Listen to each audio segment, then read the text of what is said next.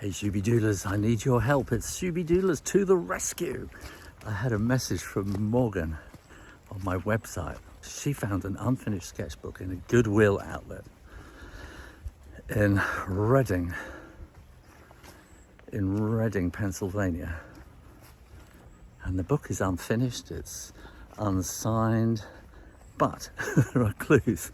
And one of them is that the person who's lost it did a drawing of a hare and said that it was from one of my videos.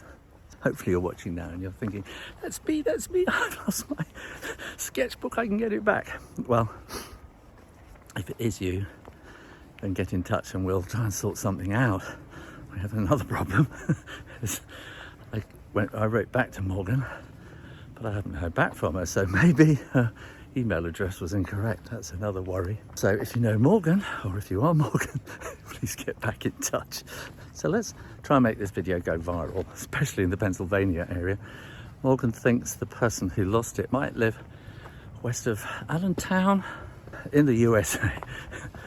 And I guess somebody sort of handed it into this Goodwill Outlet, and Morgan sort of bought it hoping that she'd be able to reunite it.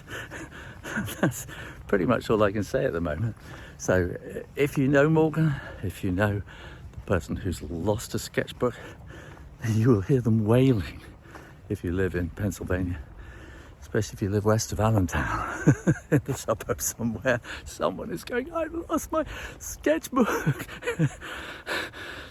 Let's get them reunited. Shooby Doodlers can do it, yes! I feel I should add here that if you go out and about with a sketchbook and just leave it lying around, make sure you have at least a phone number or an email or something written in the book, if not your complete address. So if you do lose it, people know where to send it. People generally want to help, you know.